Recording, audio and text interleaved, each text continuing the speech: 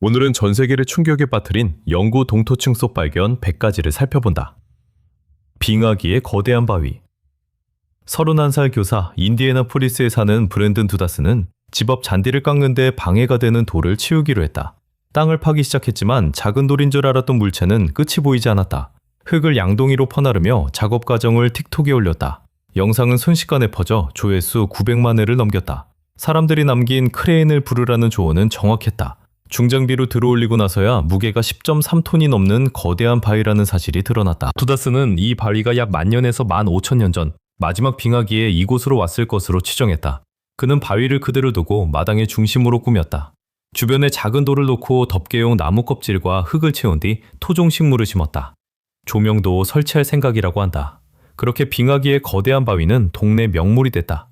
피플과의 인터뷰에서 바위를 파내는 일이 결국 마당 전체를 새로 꾸미게 만들었다고 털어놓았고, 이웃들에 따르면 그 모습을 본 다른 주민들도 자기 집 마당을 손보기 시작했다. 지질학적으로 설명은 간단하다. 오래전 빙하가 바위를 옮겨왔고 오랜 세월 쌓인 흙이 천천히 그것을 감췄던 것이다. 사람의 관점에서 보면 골칫거리가 주변을 정리하고 흔적을 남기는 계기로 바뀐 보기 드문 사례다. 얼음지옥에서 살아남은 비결.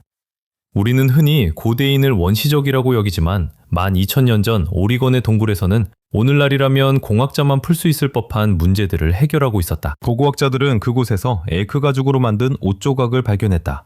역사상 가장 오래된 기능성 의복이며 이런 옷이 있었기에 인류가 살아남을 수 있었다. 45,000년 전 현생 인류는 북위 45도 이북에서 계속 살아가기를 감행한 유일한 종이 됐다. 그곳은 극심한 추위 때문에 생물 다양성이 거의 사라진 지역이다. 이런 환경에서 옷은 장식품이 아니라 생존 기술이다. 연구 결과 얼음 같은 기후에서는 정교하게 몸에 맞춘 옷이 음식보다 더 중요했다. 칼로리가 부족해도 몇 주는 버틸 수 있지만 추위 앞에서는 몇 시간 만에 목숨을 잃을 수 있다. 오리건 사람들이 고른 재료는 완벽했다. 덫에는 작은 동물을 썼지만 옷은 반드시 엘크 가죽으로 만들었다. 엘크 가죽은 더 두껍고 보온 능력도 놀라울 만큼 뛰어나다. 연구진은 동굴에서 단순한 털가죽 조각뿐 아니라 밧줄의 흔적, 토끼를 잡는 복잡한 방아쇠 장치와 여러 종류의 나무로 만든 도구까지 찾아냈다. 그곳에는 진짜 산업체계가 존재했다. 사람들은 단순히 살아났는데 그치지 않고 다른 종이 사라지는 환경에서 우위를 차지할 수 있는 체계를 만들었다. 한편 누군가는 추위와 싸우는 동안 프랑스에서는 예술의 혁명이 일어나고 있었다.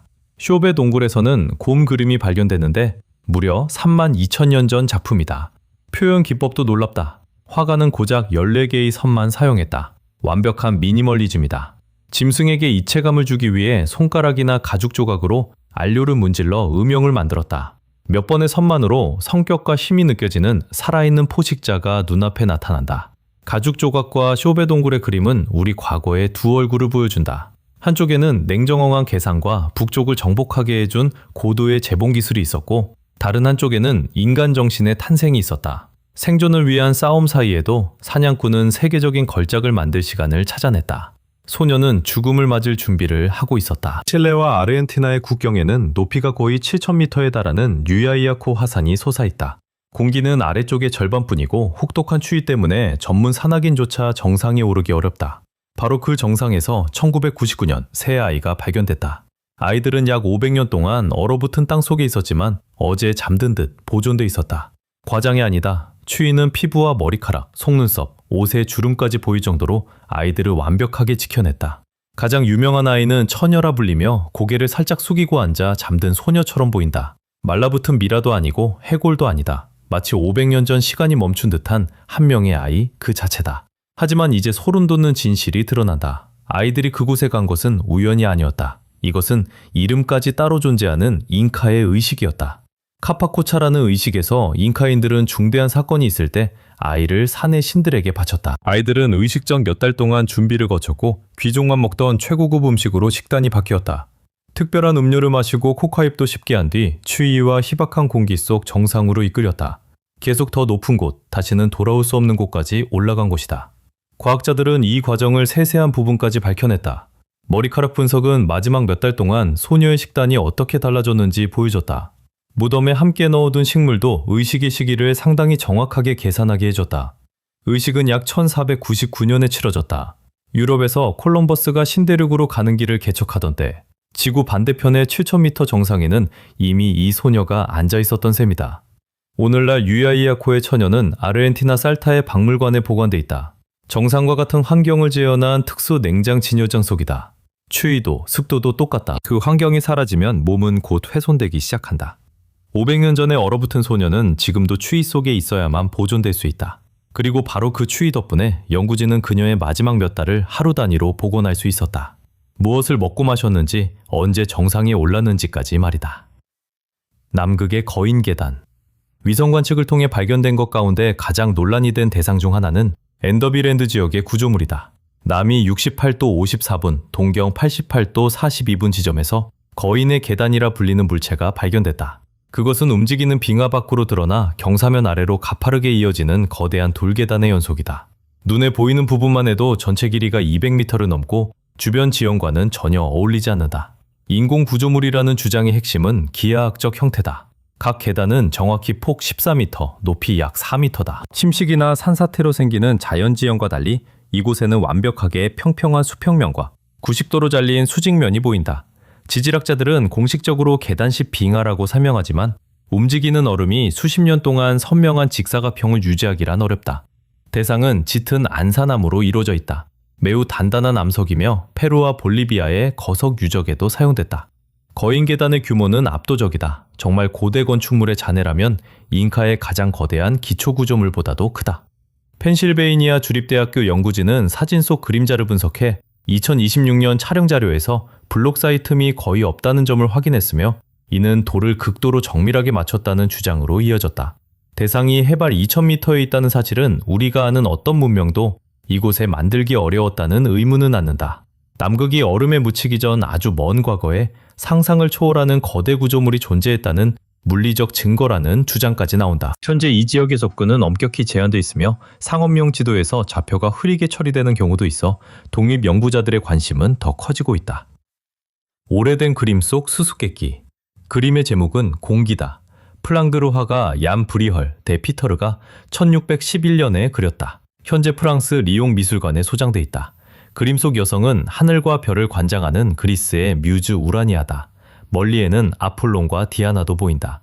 화가는 이 작품에 수많은 동물을 그려넣었다. 새와 짐승만 60종이 넘고 그중 유럽 새가 거의 40종, 먼 나라에서 온 종도 최소 14종이다. 이 다양한 동물 가운데 아주 작은 장면 하나가 한참 뒤에야 사람들의 눈에 띄었다. 박쥐 한 마리가 이빨에 새를 물고 있다. 날아가던 새를 공중에서 잡은 듯하다. 박쥐에게는 매우 이례적인 행동이다. 대부분의 박쥐는 새가 아니라 곤충을 먹는다. 그러나 2025년이 되어서야 과학자들은 특수 장비로 일부 대형 박쥐가 남쪽으로 이동하는 새를 실제로 공중에서 사냥할 수 있다는 사실을 입증했다. 스페인 연구진은 이 발견을 과학학술지에 발표했다. 브리얼과 제자들이 그린 비슷한 작품 여러 점을 살펴봤지만 그런 사냥 장면은 단 한 작품에서만 발견됐다. 따라서 화가가 우연히 넣은 것이 아니라 실제로 비슷한 광경을 직접 보고 그렸을 가능성이 있다. 과학자들은 오래된 그림을 해석할 때 신중해야 한다고 말한다. 그림 속 동물은 실제 모습이 아니라 상징을 뜻하는 경우가 많기 때문이다. 하지만 이번에는 박쥐의 종까지 매우 정확하게 식별됐다. 단순한 장식이라기보다 실제 자연을 관찰한 기록에 가깝다는 뜻이다. 얼음 아래의 호수. 남극에서는 이미 400개가 넘는 빙하 및 호수가 발견됐으며 각각은 수백만 년 동안 외부 세계와 대기로부터 완전히 고립돼 있었다. 따라서 그 안의 생명은 아주 오래되고 독특할 가능성이 있다. 연구진은 이미 작은 호수 2곳을 뚫어 미생물을 발견했다. 하지만 더 큰 호수 안에서 무슨 일이 벌어지는지는 여전히 수수께끼다. 그곳에는 햇빛이 전혀 닿지 않아 미생물이 광합성을 할 수 없기 때문이다. 더 다양한 생명체가 존재하려면 호수의 물이 계속 움직여 영양분과 산소가 고르게 퍼져야 한다. 지표에서는 바람과 햇빛이 그 역할을 한다. 얼음 아래에서는 지열이 열과 움직임의 원천이 될 수 있다. 지구 내부에서 올라오는 열이 빙하 및 호수의 흐름을 만들고 물을 뒤섞어 생명체가 살기 좋은 환경으로 바꿔주는 것이다. 누가 웨치를 죽였을까? 1991년 9월 관광객 2명이 웨치타 알프스의 빙하를 걷다가 이탈리아와 오스트리아 국경의 녹은 물 속에서 시신을 발견했다. 처음에는 모두 숨진 등반가이며 어쩌면 몇 년 전 실종된 사람일 거라고 생각했다. 하지만 시신을 꺼내 전문가에게 보여주자 고대에 남겨진 가장 온전한 미라 가운데 하나라는 사실이 밝혀졌다. 이 남자는 약 5300년 전 이곳에서 숨졌으며 이집트의 최초의 피라미드가 세워지기 전 사람이었다. 계곡 이름을 따 외치라고 불렸다. 죽을 당시 나이는 약 45삭살이었고 얼음은 피부와 머리카락, 심지어 위속 내용물까지 남겨놓았다. 한 가지 짚고 넘어갈 점이 있다. 고고학자라면 발견 당시의 영상을 보고 경악했을 것이다. 외치의 유해를 너무 거칠고 무례하게 다뤄 곳곳이 손상됐기 때문이다. 발견자 중 한 명은 심지어 몸을 밟고 곡괭이로 주변을 찍었으며 유물은 쓰레기처럼 흩어놓았다. 당시에는 유해의 나이를 몰랐지만 비교적 최근에 숨진 사람이라 해도 증거를 보존하는 일은 중요하다. 더 충격적인 일도 있었다. 이탈리아와 오스트리아는 행정 문제 때문에 처음에는 시신을 맡으려 하지 않았지만 미라의 정확한 나이를 알게 되자 어느 나라 영토에서 발견됐는지를 두고 다투기 시작했다. 최초의 사망 원인은 평범했다. 외치가 산길에서 악천후를 만나 얼어 죽었다고 여겼다. 이 설명은 10년 동안 유지됐지만 2001년 어느 날 엑스레이에서 왼쪽 어깨에 도르 화살촉이 발견되며 무너졌다.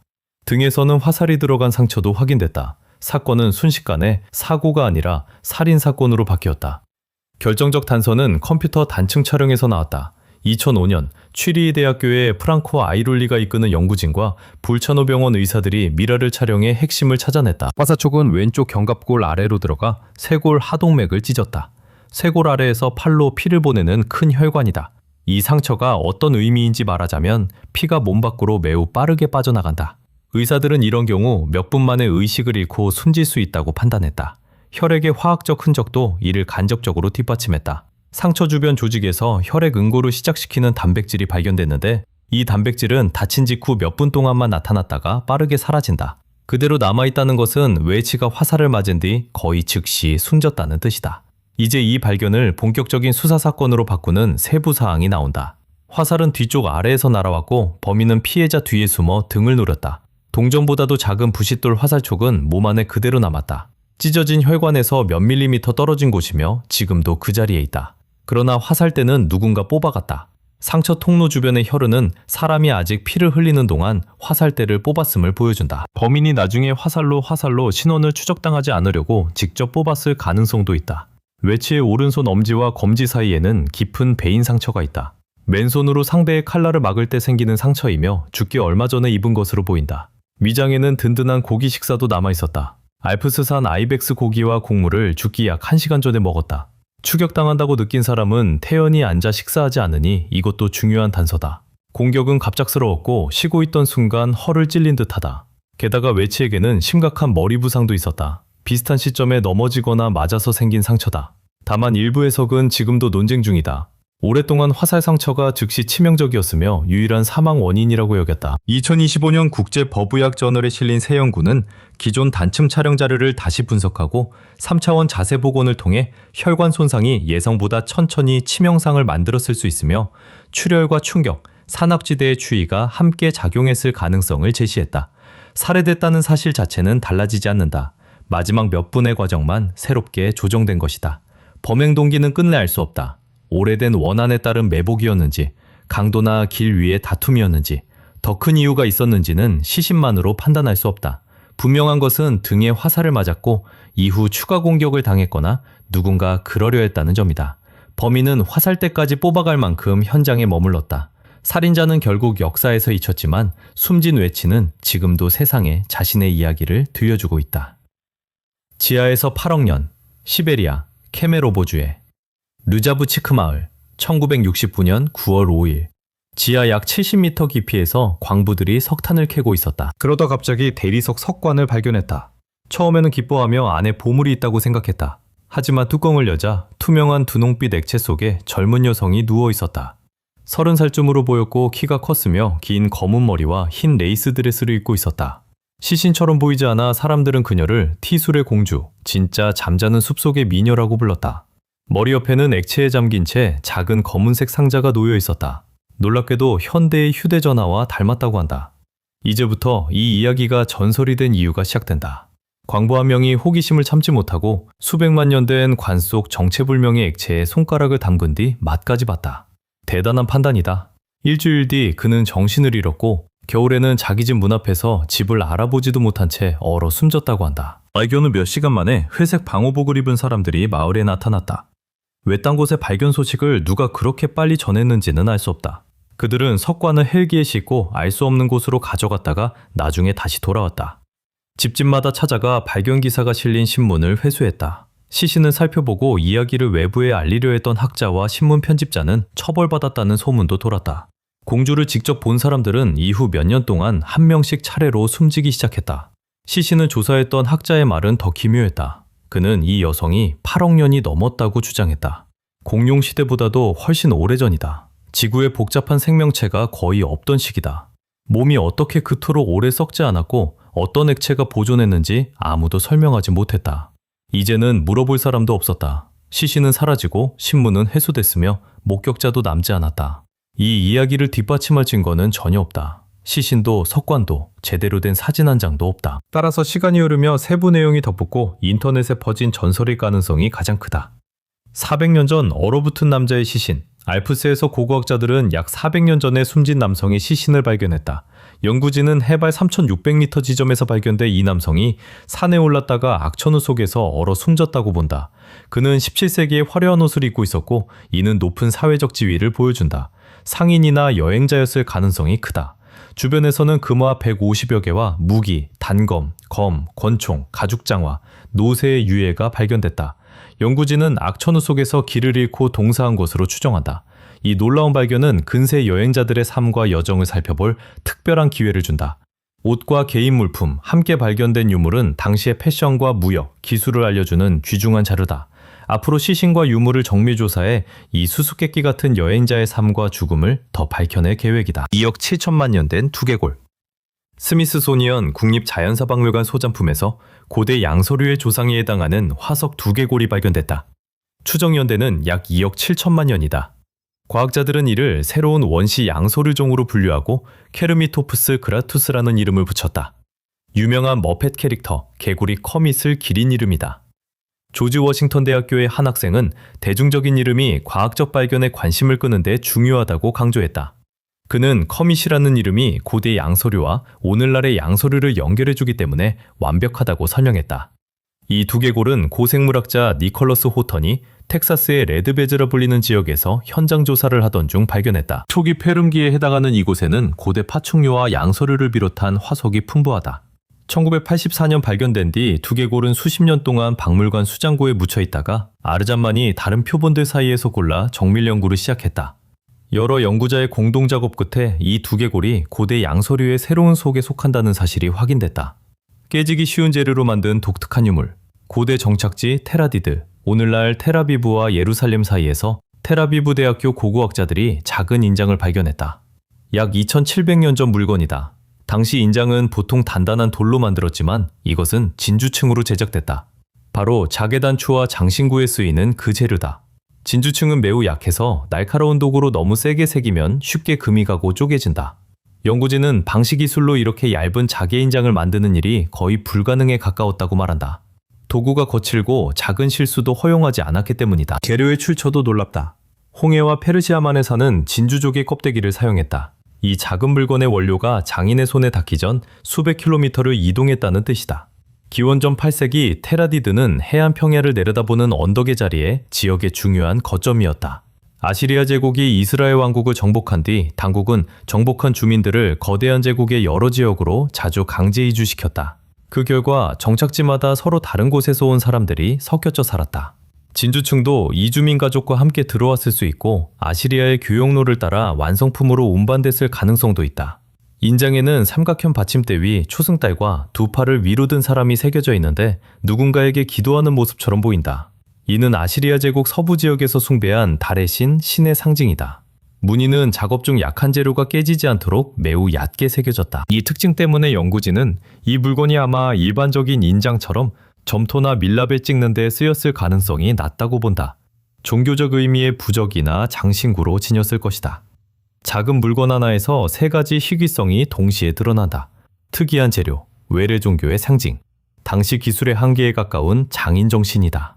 이 모든 요소는 약 3000년 전 중동에서 서로 다른 배경을 지닌 사람들이 함께 살았음을 보여준다. 어니스트 셰클턴의 배가 마지막 순간에 맞은 모습. 남극 얼음 아래에서 인디오런스 호가 발견된 것은 2022년의 기적 같은 사건이었다. 현대 3차원 스캔으로 1915년 침몰한 배의 세부와 얼음에 갇혔을 당시 모습을 볼 수 있다. 그때는 어니스트 셰클턴이 이끈 제국횡단 남극 탐험이 진행 중이었다. 스캔에 사용된 기술은 다음과 같은 세부까지 담아냈다. 갑판에 흩어진 접시, 난간 옆 장화, 배와 작별하며 쏜 신호탄의 흔적까지 포착했다. 인듀어런스호는 얼마 전 침몰한 것처럼 거의 원형에 가깝게 남아있다. 이 특별한 3차원 자료를 통해 연구진은 외딴 위치와 두꺼운 얼음 때문에 세계에서 가장 접근하기 어려운 난파선 중 하나를 연구할 수 있다. 남극의 열대숲. 동남극의 프린스 찰스 산맥은 지구에서 가장 거대한 지질학 기록 보관소다. 맥로버트슨랜드의 깎아지른 절벽 사이에서 과학자들은 현재 남극의 상태가 예외적이라는 물적 증거를 발견했다. 퇴적암층 속에 완벽하게 보존된 화석숲이 남아있었다. 약 2억 6천만 년 전 페름기의 이 지역을 지배했던 글로소프테리스 식물이다. 이 나무들은 높이 30m까지 자라 오늘날에는 상상하기 힘든 환경에서 울창한 숲을 만들었다. 위스콘신 대학교의 에릭 굴브랜슨이 이끄는 연구팀은 발견물을 정밀 분석했다. 그 결과 목재의 세포 구조가 놀라울 정도로 남아있어 고대 곰팡이와 미생물의 흔적이 시간 속에 얼어붙은 채 발견됐다. 부집 보존 상태가 워낙 뛰어나 연구진은 2억 5천만 년이 넘은 세포에서 아미노산 조각까지 분리할 수 있었다. 유기물이 이 정도로 보존되려면 생물량이 극도로 빠르게 매몰돼야 한다. 지질학에서는 이런 현상을 순간적인 치환 사건과 연결한다. 화산재나 강력한 퇴적물 흐름이 부패가 시작되기 전에 산소를 차단하는 경우다. 덕분에 프린스 찰스 산맥은 거대한 타임캡슐이 됐다. 발견된 줄기 조각에는 나이테까지 남아있어 나무들이 놀라운 속도로 자랐다는 사실을 보여준다. 극지의 여름 동안 하루 종일 이어지는 햇빛을 이용해 성장한 뒤 갑자기 휴면 상태에 들어갔다. 같은 지역에서 발견된 거대한 석탄 매장층도 중요한 증거다. 석탄은 농축된 생물량이며 썩지 않은 식물 수백만 톤이 쌓여야만 만들어진다. 중앙 남극의 석탄층은 이 대륙이 한때 지구의 거대한 생물학적 반응로였음을 보여준다. 발견 규모를 보면 남극의 동결은 기후가 서서히 악화한 결과가 아니라 생명이 갑자기 끊긴 사건이었을 가능성이 있다. 그 흔적은 이제 극저온 속 암석에서 하나씩 꺼내야 한다. 고대의 대리석 원반, 중세 바다의 수중 세계에는 화려한 물고기뿐 아니라 고대 문명의 비밀도 숨어있다. 이스라엘 잠수부 다비드 샬롬은 팔마임 해변 앞바다에서 놀라운 발견을 했다. 해저에서 2400년 된 대리석 원반을 찾아냈으며 전 세계에 알려진 비슷한 물건은 4점뿐이다. 고대 선박은 이런 원반으로 배를 장식했고 단순한 장식이 아니라 악한 눈길을 막는 부적 역할도 맡겼다. 눈처럼 생긴 바다의 부적은 선원들이 방향을 잡고 위험을 경계하도록 돕는다고 여겨졌다. 원반의 지름은 20cm다. 한쪽은 평평하고 다른 쪽은 볼록하며 무엇보다 아직도 페인트 흔적이 남아있다. 금을 뽑는 화산. 남극에서 가장 큰 화산인 에러버스산은 말 그대로 아주 미세한 금속성 금결정을 공중으로 내뿜는다. 크기 0.1에서 20마이크로미터의 금은 화산가스에서 발견되고 인근 눈에서는 60마이크로미터에 이르는 입자도 나온다. 흥미롭게도 다른 화산도 금을 방출하는 것으로 알려져 있지만 금속 상태의 금을 내보내는 곳은 에러버스산뿐이다. 남극으로 금을 캐러 떠나기 전에 실망스러운 사실이 있다. 이 화산이 하루에 내뿜는 금은 약 80g에 불과하다. 채굴 대상이라기보다 지질학적 호기심에 가깝다. 그래도 화산이 금속을 농축할 수 있다는 지식은 지질학자들이 금광을 찾는 데 도움이 된다. 얼음의 유령과 연대기의 함정. 남극은 그저 얼음벌판이 아니다. 수십 년 동안 비밀을 보관하다가 어느 날 연구자 앞에 그대로 던져놓는 거대한 냉동고다. 연구자의 눈앞에 비밀을 들이민다. 2025년 불가리아 선박 성 키릴과 메토디우스호는 리빙스턴 섬 연안을 항해하고 있었다. 공식 목적은 과학조사였다. 그러나 드론이 버나드 포인트 고지에서 발견한 것은 탐사를 순식간에 고고학 추리극으로 바꿔놓았다. 모니터에는 고요한 눈밭 사이로 찍힌 두랄루민 조각이 드러났다. 이곳에서 실종된 아르헨티나 군용기였고 1976년 사라졌다. 약 50년 전 이 비행기는 항로와 빙하를 살피는 정찰 임무를 수행했다. 어느 순간 통신이 끊겼고 기체는 하얀 안개 속으로 사라졌다. 남극이 비행기를 통째로 삼킨 것이다. 조종사 가족들은 50년 동안 아무것도 모른 채 기다렸고 물리학자 올레그 바실리에프가 드론을 띄우고 나서야 흔적이 확인됐다. 더 흥미로운 점도 있다. 비행기 파편은 2024년에도 발견됐지만 2025년 기술을 활용한 이번 조사에서야 추락 지점을 완전히 특정할 수 있었다. 금속은 완벽하게 보존됐고 얼음은 비극이 늙지 않도록 봉인했다. 남극이 자신의 기록을 정직하게 보관한다면 유럽의 땅은 연구자를 교묘하게 속이기도 한다. 이제 폴란드 방기치 마을로 가보자. 1899년 이곳에서는 공주라 불린 여성이 발견됐다. 늪지에서 거대한 참나무 줄기를 반으로 갈라 만든 관이 나왔고 안에는 소가죽 위에 놓인 여성의 해골이 있었다. 청동과 호박, 유리 장식품도 함께였다. 고고학자들은 서기 2세기 비엘바르크 문화의 무덤이라고 확신했다. 이 설명은 100년 동안 진실로 받아들여졌지만 2018년 치아의 방사성 탄소 연대 측정을 하며 상황이 뒤집혔다. 탄소 14분석은 기원전 1세기라는 결과를 냈다. 여성이 자신의 관과 장신구보다 300년이나 오래된 셈이었다. 과학은 막다른 길에 몰렸다. 죽은 뒤 300년이 지나서야 만들어질 물건을 어떻게 지녔을까? 시간여행이었을까? 아니다. 답은 훨씬 평범했지만 실험실의 체면에는 더 치명적이었다. 연구진은 관 자체를 다시 조사했다. 나이테를 세는 연륜연대학 결과 참나무는 서기 120년에 잘렸다. 관의 연대는 분명했다. 그렇다면 방사성 탄소 분석은 왜 틀렸을까? 원인은 공주의 식단이었다. 생선과 해산물을 너무 많이 먹어 몸에 바다의 오래된 탄소가 축적된 것이다. 과학에서는 이를 저수지 효과라고 부른다. 표본을 실제보다 1000년까지 오래 보이게 만들 수 있다. 게다가 공주는 한평생 일한 평범한 노동자였던 듯하다. 뼈의 골관절염은 그녀가 평생 쉬지 않고 육체 노동을 했음을 보여준다. 비행기와 해골은 고고하게 두 얼굴을 드러낸다. 얼음은 50년 동안 진실을 보존하지만 평범한 생선 한 끼는 가장 비싼 장비를 300년이나 속일 수 있다. 세계에서 가장 깊은 공동묘지. 바닷속 7,000m. 사람이 거의 내려가지 않는 깊이다. 영원한 어둠과 영하에 가까운 온도. 평범한 잠수함을 깡통처럼 찌그러뜨릴 압력이 존재한다. 지구 역사상 햇빛이 한 번도 닿지 않은 인도양 바닥에 거대한 묘지가 있다. 규모는 상상을 초월한다. 과학자들은 한 구역에 1000만 개가 넘는 고래골격이 놓여 있다고 추정한다. 일부 지역은 1제곱킬로미터당 최대 760마리다. 출퇴근 시간 꽉 찬 주차장보다도 조밀하다. 자동차 대신 죽은 고래가 있을 뿐이다. 뼈의 들판은 사방으로 수백 킬로미터 이어진다. 과학조사선 승무원이 발견했고 심해 탐사정은 길이 1200km에 이르는 구간에 따라 30번 넘게 잠수했다. 작은 나라 하나를 끝에서 끝까지 가로지르는 거리다. 단지 물속의 완전한 어둠 속에서 이동했을 뿐이다. 연구진은 해저의 광경을 고래 네크로폴리스라고 불렀다. 그런데 무엇이 이상할까? 이렇게 깊고 춥고 어두우면 죽은 고래가 냉동고처럼 영원히 보존될 것 같지만 실제로는 정반대다. 사체가 바닥에 닿는 순간 청소동물과 박테리아, 그리고 입도 위도 없지만 뼈 자체를 녹여먹는 뼈벌레 무리가 몰려든다. 몇 년이면 거대한 고래의 마지막 갈비뼈까지 사라진다. 원래라면 이곳의 뼈가 오래 남을 수 없는데 실제로는 수백만 년 동안 존재한다. 가장 오래된 것은 약 500만 년 전이다. 각 골격 주변에는 작은 세계가 따로 살아 움직인다. 눈먼벌레와 창백한 연체동물, 지구 다른 곳에서는 찾을 수 없는 생명체들이다. 죽음을 먹고 살아가는 하나의 완전한 생태계다. 그 유해 사이에서는 과학계가 전혀 알지 못했던 고래도 발견됐다. 해저에서 처음 인양된 완전히 새로운 종이다. 켈트 시대의 은유물. 1891년 농부 옌스 세렌센은 덴마크 군데스트루프 마을 근처 늪에서 2탄을 캐고 있었다. 당시 2탄은 연료로 쓰였으니 평범한 작업이었다. 그런데 삽이 금속 물체에 부딪혔다.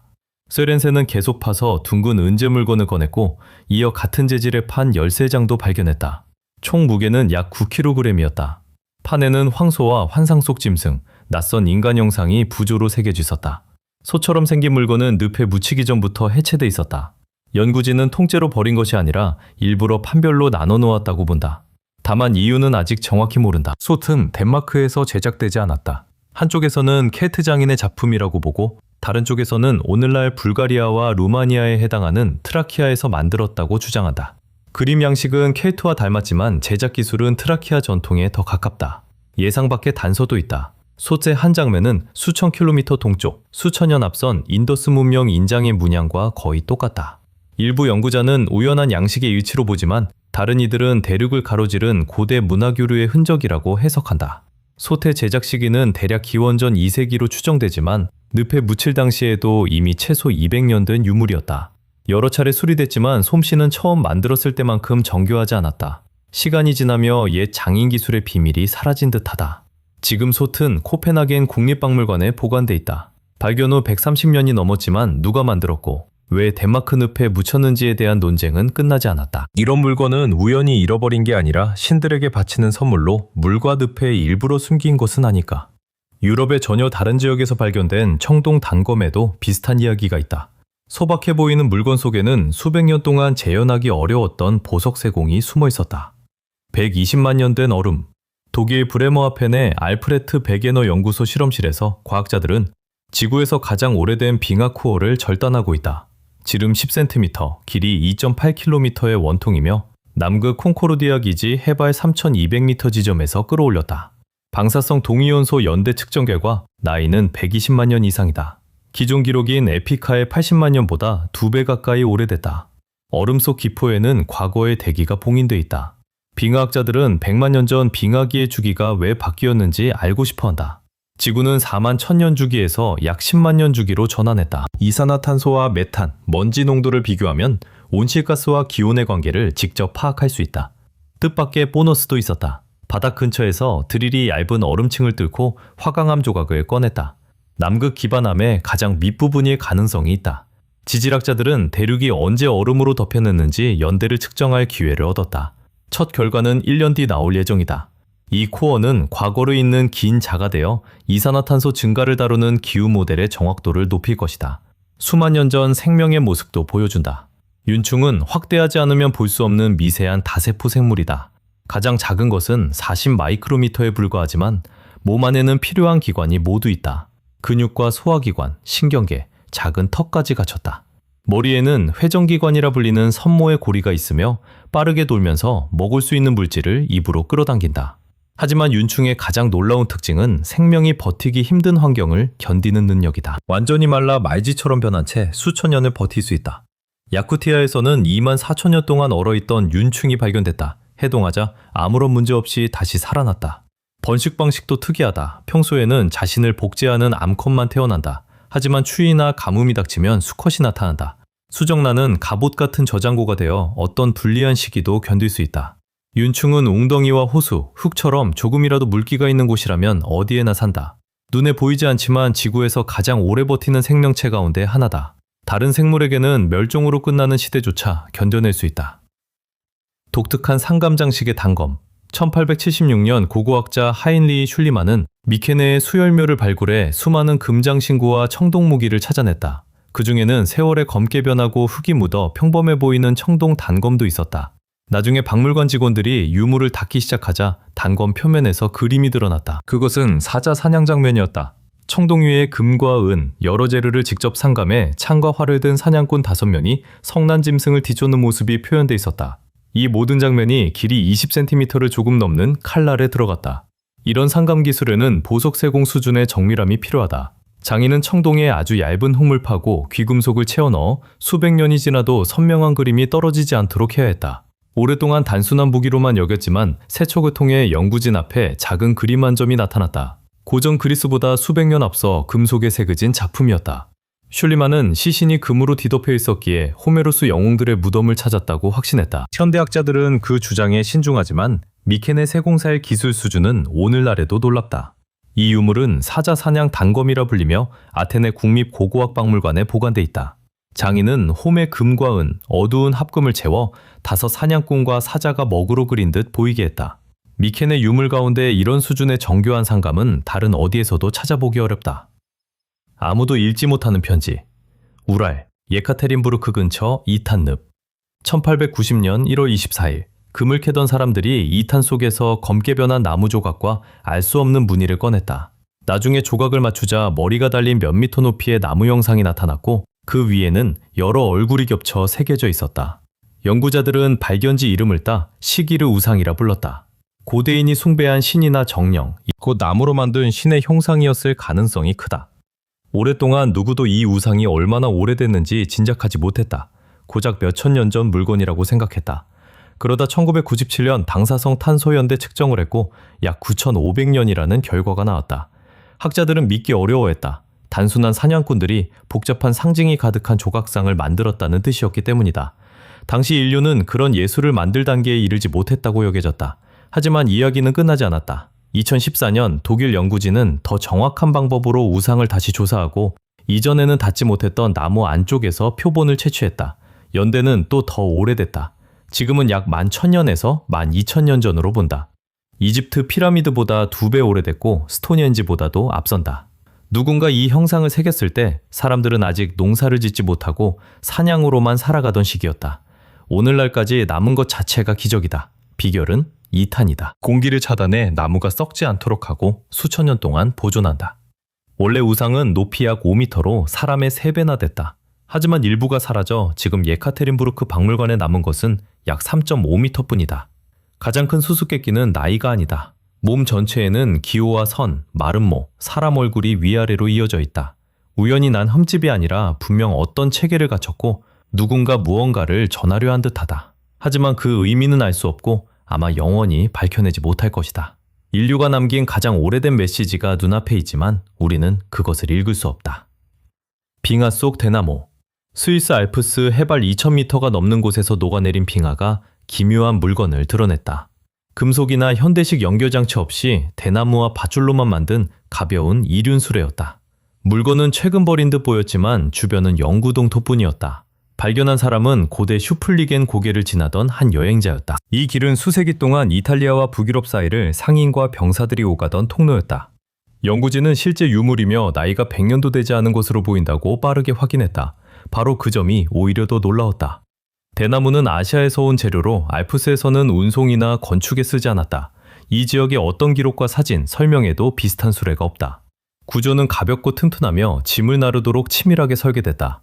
전문가들은 제2차 세계대전 당시 밀수용 장비, 몰래 산을 넘기 위한 수제 운반구, 초기 글라이더나 산악 운송 실험 등 여러 가설을 내놓았다. 하지만 어느 것도 사실로 확인되지 않았다. 주변에서는 도구도 개인 물품도 야영 흔적도 나오지 않았다. 얼음이 물러나며 이런 발견은 점점 늘고 있다. 고대 유물이 아니라 잊힌 근현대의 조각이 드러나는 것이다. 누구도 기억하지 못하는 물건들이다. 대나무 수레도 이름과 주인, 설명이 없는 그런 물건이다. 지금 답을 찾지 못하면 다음 얼음층과 함께 다시 사라질 수 있다. 고대의 알. 돌로 된 감자처럼 생긴 이 물체는 크기가 20 곱하기 30cm이며 무려 6,800만 년 동안 얼어붙은 땅 속에 있었다. 공룡이 살던 시대의 물건이다. 수수께끼가 많아 한동안 그저 그 물건이라고 불렸다. 그러다 한 연구자가 고대 생물의 알일 수 있다고 제안했다. 뼈가 들어있지도 않고 크기까지 엄청난 알이라니 말이 안 되는 듯했다. 그러나 길이 17m, 무게 약 15톤의 무시무시한 해양 파충류 모사사우루스의 알이었다. 주변에서 어린 모사사우루스의 골격이 발견되며 이런 결론에 이르렀다. 알은 일반적인 단단한 껍데기보다 새끼가 쉽게 찢을 수 있는 거대한 비닐주머니에 가까웠다. 물속에서 변형된 뒤 화석이 됐기 때문에 독특한 모양으로 남았다. 석기시대의 가방. 약 기원전 2500년, 오늘날 독일에 살던 신석기인은 가방을 꾸미는 독특한 방법을 생각해냈다. 2012년 라이프치히 근처 발굴에서 고고학자들은 무덤에 가지런히 놓인 개이빨 100개 이상을 발견했다. 가죽이나 천은 사라졌지만 한쪽 방향으로 놓인 이빨이 남아 가방 덮개의 장식이었을 것으로 추정됐다. 이빨은 가방 바깥쪽을 꾸몄을 가능성이 크다. 모두 같은 방향으로 배열돼 현대 가방의 덮개처럼 보인다. 발견지는 프로펜 채석장이었다. 같은 지역에서는 기원전 약 50년에 살았던 여성의 무덤처럼 중요한 유물도 나왔다. 그녀는 금 장신구 약 반 킬로그램과 함께 묻혀 있었다. 하지만 이런 화려한 발견 사이에서도 개이빨 가방은 특별했다. 비슷한 장신구의 존재를 직접 보여주는 최초의 고고학 증거이기 때문이다. 가방 하나를 장식하려면 개 10마리 분량의 이빨이 필요했다. 동시대 다른 무덤에서도 늑대와 개의 이빨, 조개 껍데기가 발견됐으며 덮개와 옷을 꾸미는 데 사용된 듯하다. 천이 썩으면 이런 장식만 남는다. 스페인의 신들을 위한 청동 전차. 스페인 카사스 데 투르뉴엘로 유적에서 고고학자들은 기원전 5세기의 청동 의식용 전차를 발견했다. 전체의 절반 정도만 남았지만 규모와 제작 솜씨를 파악하기에는 충분했다. 바퀴 2개와 차체 일부가 확인됐고 장인들은 복잡한 청동 부품과 철제 요소를 조립해 전차를 만들었다. 많은 장식은 의식용이었음을 보여준다. 발부 책임자 에스테르 로드리게스는 이 전차를 유적조사 이래 가장 중요한 발견 중 하나라고 평가했다. 표면에는 그리스와 에트루리아 신화의 강이신 아켈로우스가 새겨져 있다. 양옆에는 그리핀이 있고 차체는 마치 하늘을 어깨로 떠받쳤다는 티탄 아틀라스와 닮은 두 형상이 받치는 듯하다. 전차가 나온 스페인 카사스 데 투르뉴엘로 유적은 2014년부터 에스테르 로드리게스와 세바스티안 셀레스티노가 이끄는 스페인 국립연구위원회 팀이 발굴해왔다. 전차 옆에는 양끝이 좁아져 펼친 황소가죽처럼 보이는 긴 석재 재단이 있다. 청동기 지중해에서는 같은 모양의 금속 주개를 화폐처럼 사용했다. 오늘날 누구나 금괴의 윤곽을 알아보는 것과 비슷하다. 재단 바로 옆 건물은 연회장으로 확인됐다. 따라서 전차는 이베리아 반도 남부에 살았던 타르테소스인의 종교의식과 재래 연회에 사용됐을 가능성이 크다. 이 지역은 고대 그리스인에게 금속이 가장 풍부한 곳 중 하나로 알려졌다. 기원전 5세기 말 성소를 의도적으로 폐쇄하기 전 마지막 의식에 전차를 썼다는 가설도 있다. 건물은 자연스럽게 무너지도록 버려진 것이 아니라 흙으로 덮여 온전히 봉인됐다.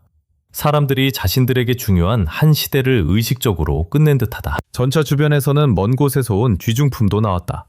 그리스 도자기, 밝은 돌로 만든 이집트 용기, 전사와 동물이 새겨진 상아 조각이다. 타르테소스에는 그리스의 유명한 도시국가들이 등장하기 전부터 수천 킬로미터 떨어진 지역과 교역했던 셈이다. 이 전차는 지금도 유적 발굴 역사상 가장 중요한 발견으로 꼽힌다. 로스 빙붕의 기하학적 터널. 2026년의 기술적 돌파구는 이전에 빛 한 줄기조차 닿지 못했던 곳을 연구진에게 열어줬다. 차세대 음퍼 탐지기를 장착한 자율 심해 드론이 로스 빙붕 아래로 투입됐다. 드론이 지상으로 보낸 자료는 임무를 순식간에 해양학 조사에서 고고학적 센세이션으로 바꿔놓았다. 수백 미터 두께의 얼음 아래에서는 거대한 공동들이 발견됐는데 불규칙한 해류가 만든 결과처럼 보이지 않았다. 터널벽은 수상할 만큼 매끈했고 일부 구간에서는 레이더가 선명한 기하학적 성과 직각을 포착했다. 가장자리가 거칠고 폭이 들쭉날쭉한 자연 동굴과 달리 이 구조물은 수킬로미터 동안 일정한 단면을 유지한다. 이 망의 규모는 압도적이다. 대륙 안쪽으로 뻗으며 거대 도시의 교통로나 환기시설을 닮은 복잡한 체계를 이룬다. 공식 보고서는 얼음의 열침식 현상이라고 설명하지만 유체역학 모델에 따르면 물이 이처럼 완벽한 직사각형을 깎기는 어렵다. 공동 안에서 발견된 생물도 특별한 관심을 받았다. 열린 바다에서 수백 킬로미터 떨어진 완전한 어둠과 엄청난 압력 속에서 드론은 복잡한 생명체를 포착했다. 심해새우와 해파리를 닮은 생물들이었다. 이는 얼음 터널 안에 산소와 영양분이 계속 공급되는 안정된 환경이 형성됐다는 뜻이다. 일부 독립연구자들은 공동이 인위적으로 유지되며 버려졌지만 여전히 작동하는 고대 기반 시설의 일부라고 추정한다. 존재해서는 안 될 팔찌. 2008년 알타이의 데니소바 동굴에서 팔찌 조각이 발견됐다.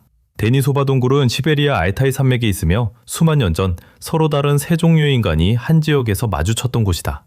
데니소바인과 네안데르탈인, 그리고 우리의 직계조상이다. 서로 다른 세 인간 집단이 같은 지역에 살았다. 때로는 만나고, 때로는 싸우며, 때로는 아이를 낳았다.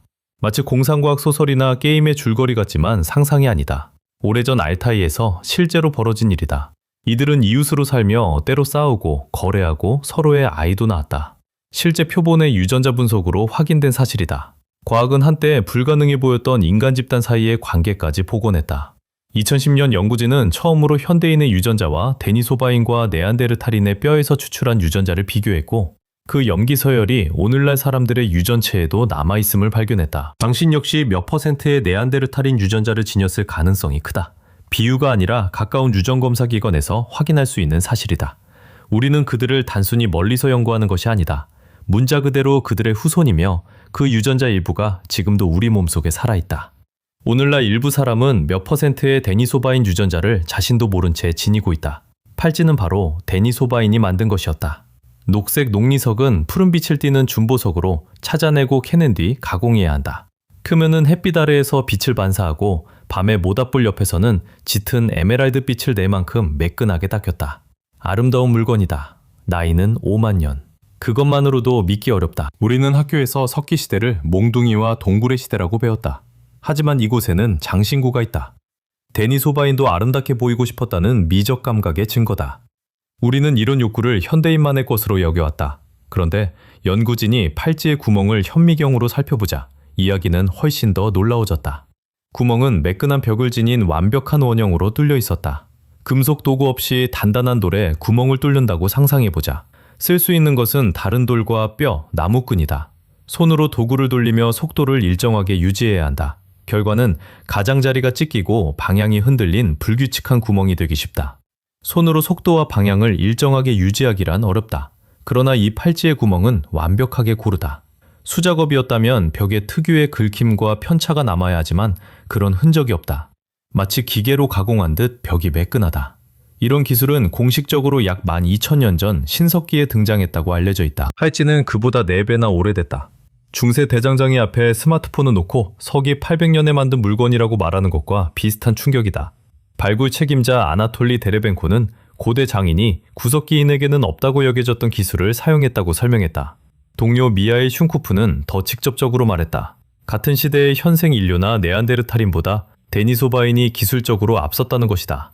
대담한 주장이나 팔찌가 실제로 존재하며 아직 다른 설명은 없다. 물론 회의적인 의견도 나왔다. 더 젊은 지층에서 2층으로 섞여 들어왔을 수 있다는 주장 때문에 추가 조사가 진행됐다. 분석 결과 지층은 교란되지 않은 것으로 나타났다. 팔찌는 데니소바인이 살던 때부터 그 자리에 있었다. 현재 러시아와 영국, 오스트레일리아 연구진이 연대를 다시 검토하고 있다. 나이가 최대 6만 5천 년일 수 있다는 자료도 나왔다.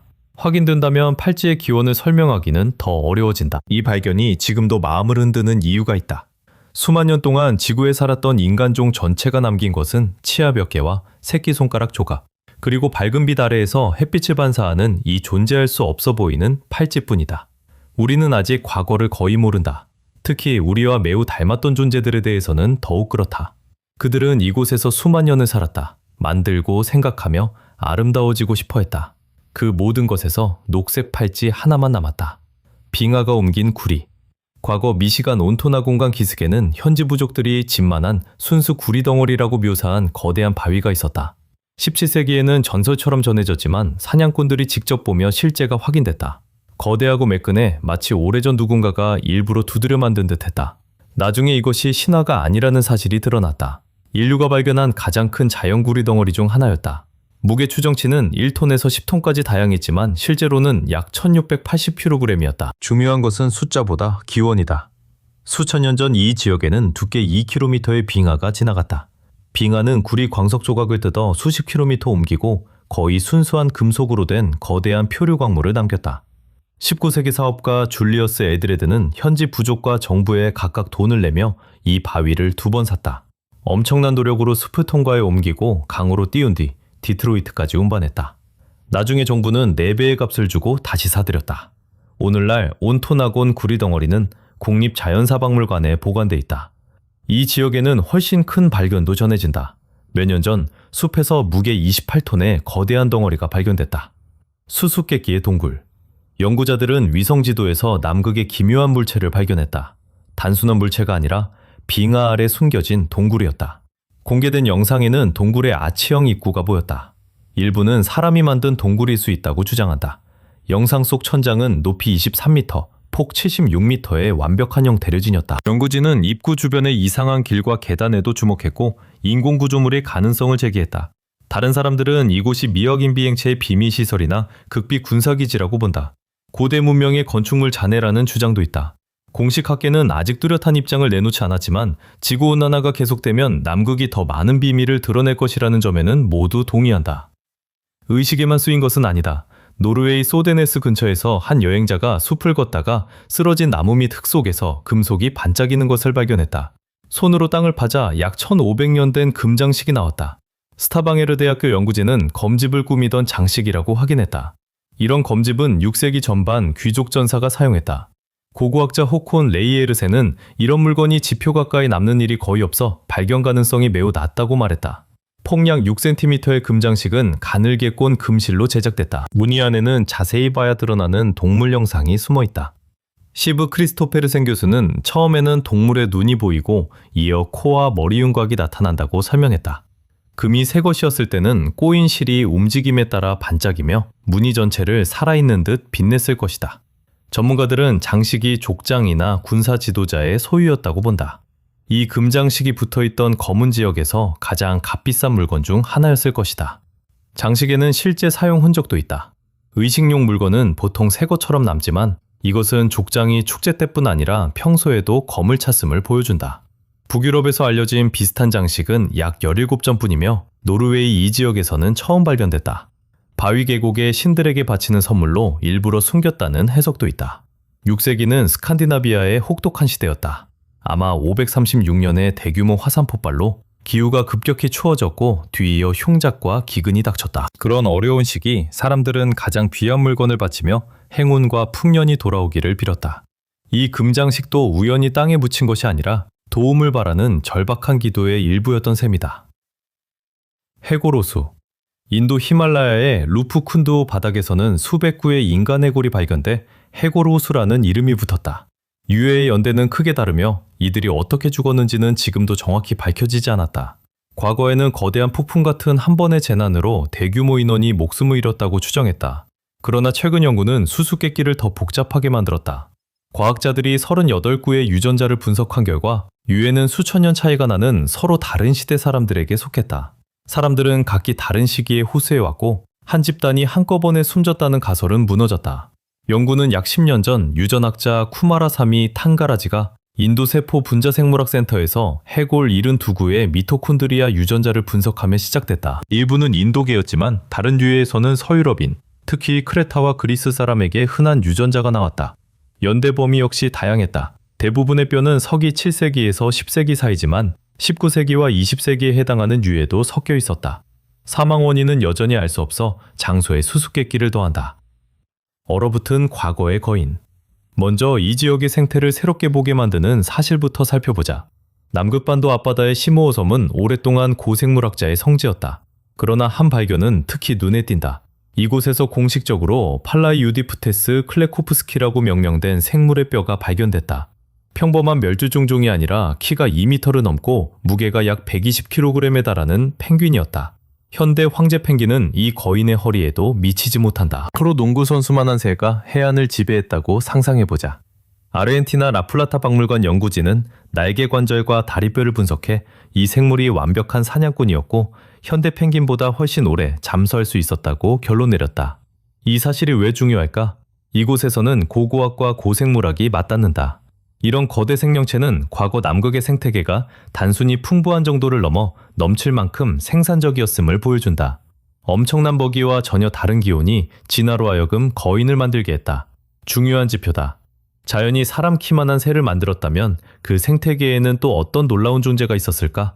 일부 독립 연구자들은 공식 학계가 외면한다고 주장하는 질문을 던진다. 동물들이 그토록 거대했다면 먹이 사슬의 꼭대기에 있던 다른 생물도 비슷한 크기였을 가능성이 있지 않을까? 당시 남극은 거인의 세계였고 시모어 섬의 발견은 이제 막 펼치기 시작한 기록의 첫 장일 뿐이다. 답을 찾는데 30년이 걸렸다. 1995년 영국 남부 해안 솔컨만에서 잠수부들이 난파선의 잔해를 발견했다. 선체는 거의 남지 않았지만 해저에는 귀중한 화물이 있었다. 금화 400여 개와 장신구, 그릇, 염소가죽, 점토 항아리에 담긴 작은 송진공까지 나왔다. 놀라운 발견이었지만 핵심 질문은 풀리지 않았다. 어떤 배였고 어디에서 왔을까? 답을 찾는데 거의 30년이 걸렸다. 독립 역사학자 이언 프리엘은 오래된 기록에서 네덜란드 상선 돈판 쾌렌에 관한 문서를 찾았다. 이 배는 1633년 모로코에서 암스테르담으로 가던 중 영국 해안에서 난파됐다. 거의 모든 조건이 맞았다. 난파 위치와 시기, 유물 일부의 출처, 모로코 금화가 일치했다.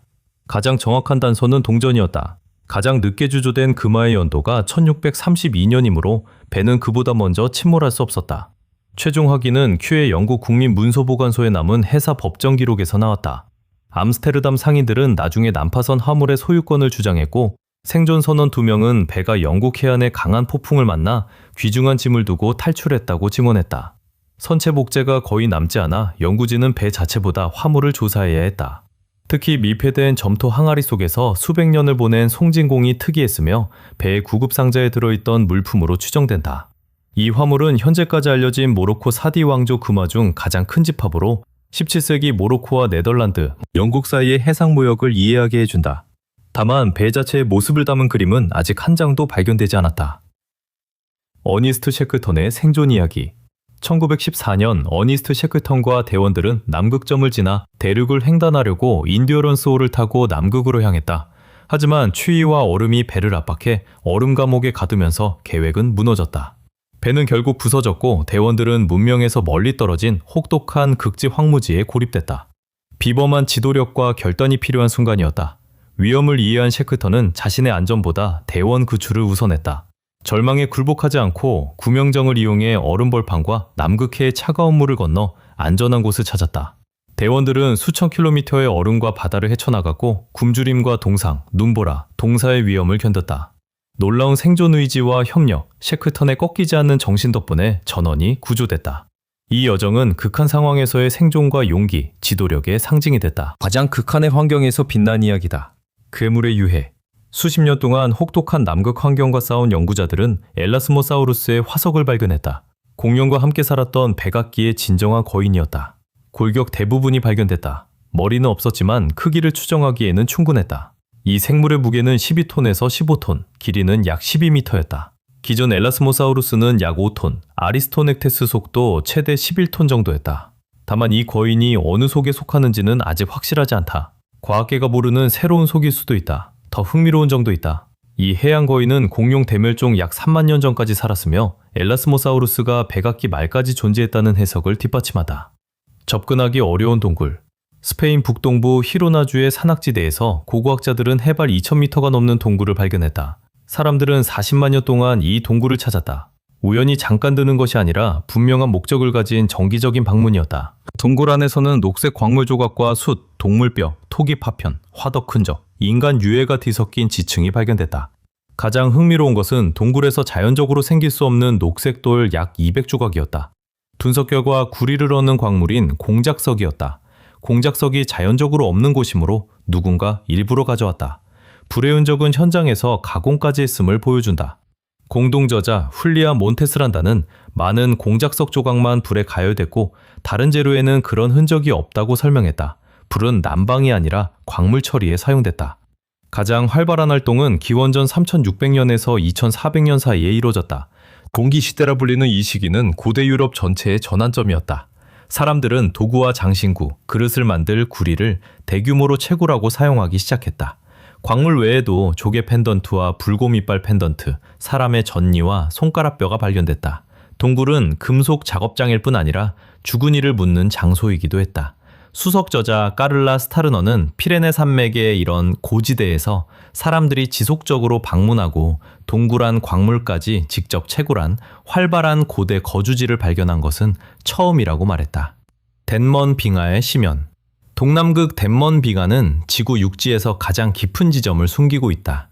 차세대 레이더를 활용한 2026년 연구는 빙하 아래 협곡이 해수면보다 3,500m 아래까지 내려간다는 사실을 확인했다.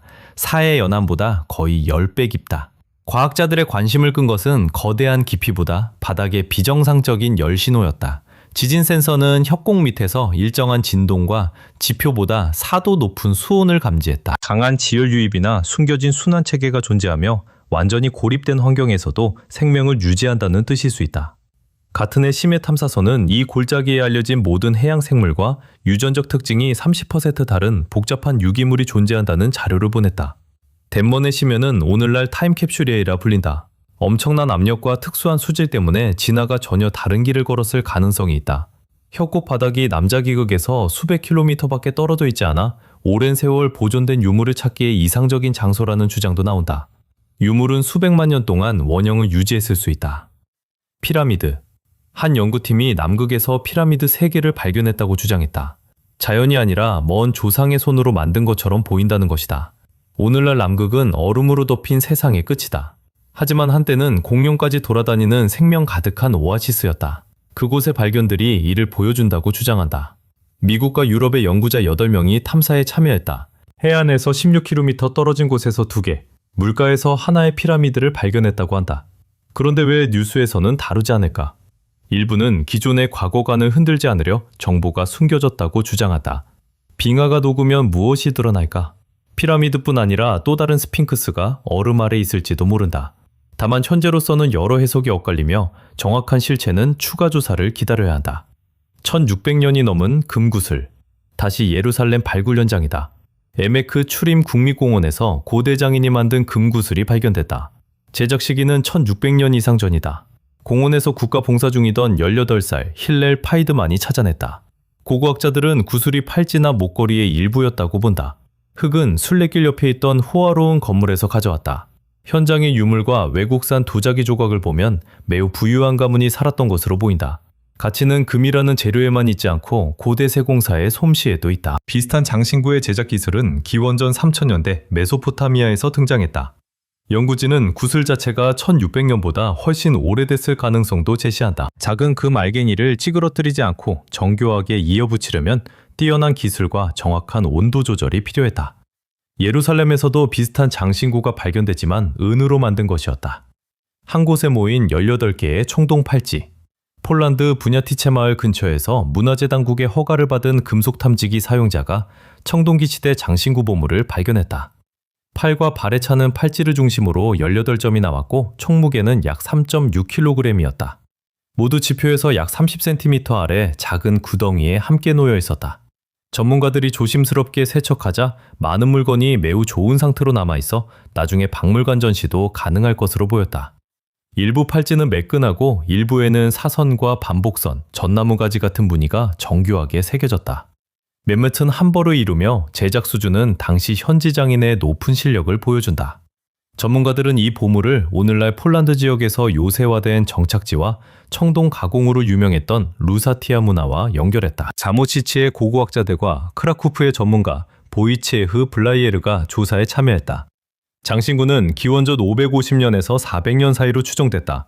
이 지역에서는 대규모 청동 장신구 무리가 매우 드물며 보통은 개별 물건이나 부서진 조각만 발견됐다. 모든 유물은 곧 자모시치 박물관으로 옮겨진다. 그곳에서 추가 세척과 청동 성분 분석을 거쳐 각 물건의 정확한 연대와 기원을 확인할 예정이다. 남극의 스핑크스. 최근 가장 많이 논의된 대상 중 하나는 산맥지대의 남위 74도 10분, 동경 164도 지점에 있다. 연구자들은 이를 남극 스핑크스라고 부른다. 구조물은 길이 약 2km, 높이 300m 이상으로 거대하다. 고해상도 위성사진을 보면 이집트 스핑크스와 닮은 모습이 섬뜩할 정도다. 머리와 넓은 어깨의 융과 고대 파라오의 의식용 머리 장식, 네메스를 닮은 돌출부까지 보인다. 규모 차이도 놀랍다. 기자의 스핑크스가 길이 73m라면 남극의 구조물은 27배나 길다. 공식적인 과학 설명은 수백 년의 바람 침식으로 만들어진 지질 구조인 야르당이라는 것이다. 이 지역 바람은 시속 300km에 이르며 지질학자들은 그것이 바위를 기묘한 모양으로 깎았다고 본다. 하지만 얼굴처럼 보이는 부분의 대칭을 수학적으로 분석하면 우연한 자연작용이라고 보기에는 비율이 지나치게 일정하다는 주장도 나온다. 2025년 독립연구팀은 열 스캔 자료를 활용해 머리 아래의 넓은 공동을 발견했다고 발표했다. 부피는 약 4만 세제곱미터로 추정된다. 내부로 이어지는 입구는 폭 약 10m의 거의 완벽한 직사각형이며 현재는 두께 40m의 압축된 눈 아래에 가려져 있다. 이 발견은 이집트 스핑크스 발 아래에 숨겨졌다는 기록의 전당 전설을 떠올리게 한다. 남극의 구조물이 단순한 자연의 장난이 아니라 고대 세계의 성소들이 본떠 만든 원형 기념물일 가능성까지 제기된다. 대상이 기자의 스핑크스처럼 정확히 동쪽을 향한다는 점도 우연한 풍화설에 의문을 더한다. 살아있는 미라. 1972년 남아메리카 안데스 산맥에서 놀라운 발견이 이루어졌다. 해발 약 3,600m에서 1941년 실종된 추락 항공기가 발견됐다. 가장 놀라운 것은 비행기보다 승객들의 상태였다. 높은 지역의 춥고 건조한 환경 덕분에 시신은 이른바 살아있는 미라가 됐다. 피부는 말랐지만 놀라울 정도로 온전해 살아있을 때의 모습을 간직했다. 산악지대의 독특한 기후, 낮은 기온과 건조한 공기, 고지대의 자외선이 만든 현상이다. 여러 나라의 연구자들이 미라를 조사했다. 그들은 이런 보존 상태가 만들어진 과정을 이해하려고 시신을 분석했다. 사고가 이미 잊힌 뒤였지만 유가족은 사랑하는 이들의 운명을 알게 되고 마지막 작별을 할 수 있었다. 미확인 비행체 목격. 1965년 남극의 아르헨티나 해군기지에서 한밤중 거의 20명이 놀라 하늘을 바라봤다. 고도 15km에서 20km 사이에 미확인 비행체가 보였다. 초록과 빨강, 노랑, 주황, 흰색으로 빛나는 만화경 같은 물체였다.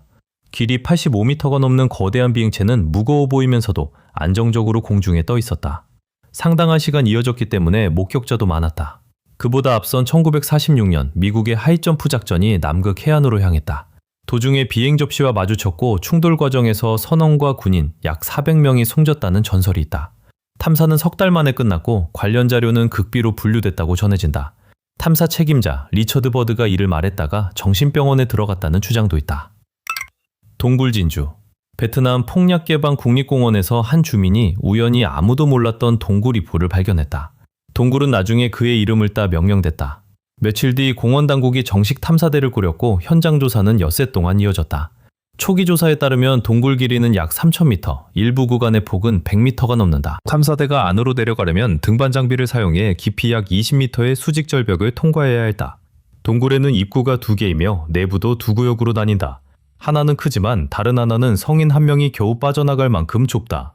동굴 바닥에는 수십만 년에 걸쳐 형성된 암석 구조로 가득한 거대한 지하 공간이 펼쳐졌다. 높이 50m의 석주와 벽에서 들어진 돌장막, 바닥에서 솟은 거대한 뾰족 기둥도 보였다. 전문가들은 특히 크고 많은 동굴 진주에 주목했다. 바위의 자연스러운 홈에서 만들어지는 둥글고 매끈한 흰돌로 진짜 진주와 비슷하지만 암석으로 이루어졌다. 오랫동안 동굴을 연구한 사람들도 한 곳에 이런 형성물이 이토록 밀집한 모습은 처음이라고 말했다. 이 발견은 과학적 가치가 크며 세계유산으로 지정된 이 지역이 과학뿐 아니라 동굴 관광에서도 큰 잠재력을 지녔음을 보여준다. 엘주오스 산맥의 피라미드. 목록의 마지막은 엘주오스 산맥에 있는 대상들이다. 남극의 기이한 구조물을 둘러싼 논쟁에서 항상 마지막 근거로 등장한다. 공식 보고서는 빙하 위로 드러난 바위 봉우리인 누나탁이라고 설명하지만 수치와 기하학적 형태는 의문을 남긴다. 완벽한 사면체 모양의 거대한 구조물이며 강면은 남북축과 동서축을 따라 기자고원의 피라미드와 비슷할 정도로 정확히 배치되어 있다. 다만 규모는 완전히 다르다. 높이가 1km에 이르러 알려진 고대 건축물보다 5배나 크다. 경사면의 각도는 정확히 45도로 자연에서는 매우 드물다. 보통 얼음과 바람의 침식은 거칠고 비대칭적인 형상을 만들지만 이곳은 거울처럼 정밀하다. 봉우리 주변에서 주기적으로 감지되는 자기퍼에서도 관심을 끈다. 주로 화강암과 사암으로 이루어진 암석은 이런 신호를 만들 성질이 없다. 추가 분광 분석에서는 표면 성분이 주변 산맥과 다르다는 결과가 나왔다. 인공 외장재이거나 빙하기가 시작되기 전 산맥에 삽입된 완전히 이질적인 구조물처럼 보인다는 주장이다. 거대한 봉우리 3개가 우연히 완벽한 일직선에 놓이고 사면체 형태를 가질 수학적 확률은 극히 낮다고 한다.